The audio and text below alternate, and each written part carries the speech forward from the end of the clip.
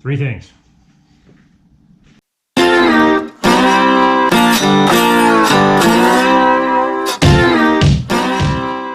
All right, so today, there's been a group of us, KLR owners, riders, people who make videos, chatting together on YouTube recently.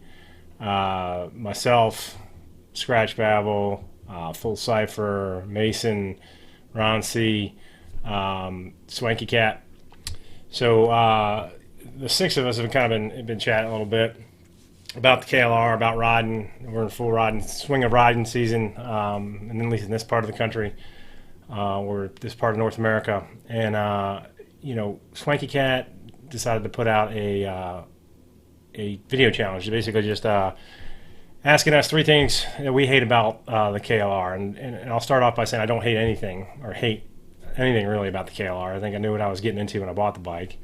I think that for what you get, for what you pay for, is a fantastic value. So let me say that straight off. So I don't really hate anything, and there's some things that are nits that that kind of nitnoid stuff that kind of does bother a lot of different people. And going into this video, I think what I was focusing on was really stuff that couldn't be fixed by a aftermarket part.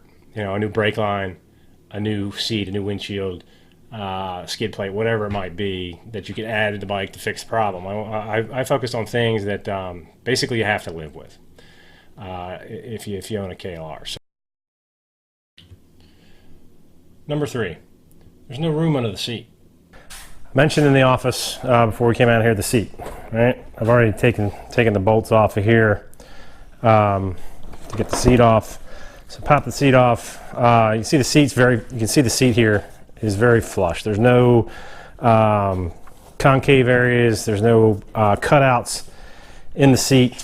And then it sits kind of right on top of the fender. So I know this is kind of a weird one to say, that the three things you don't like, but would be nice. Like, I had a V-Strom at one point, and it would be nice to have, it had a little box back here where you could at least put your toolkit or your documentation, your paperwork, your registration, all that kind of stuff. And I know the KLR is absolutely filthy. I haven't had a chance to, I did hose it down a little bit after my last excursion.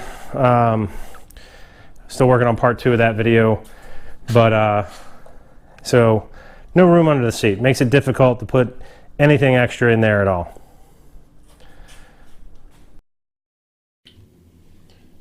Number 2, the electricals. Okay. Number 2, the electricals. So I hardwired some stuff, and this is really related also to number 1. There's no room to put anything, right? But on this, you know, I haven't dug into the fuse box, but from what I understand, it's got glass fuses, okay, which is a problem.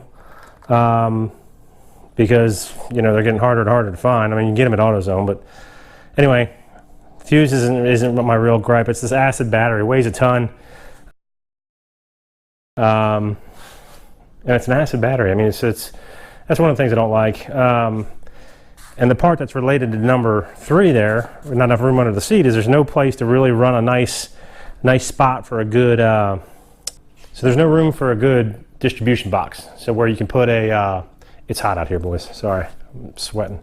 A good distribution box where you can, you know, run other electrical accessories like your heated hand grips, other USB accessories, GPS, whatever, and have a nice place to hide that junction box. I know a lot of people have put it up underneath the fairing and some other places. So no room under the seat and the electricals. And number 1, the fasteners. Now, lastly, what my biggest problem, that's not really a problem, it's part of this is me, part of this is the bike, right? Is the fasteners.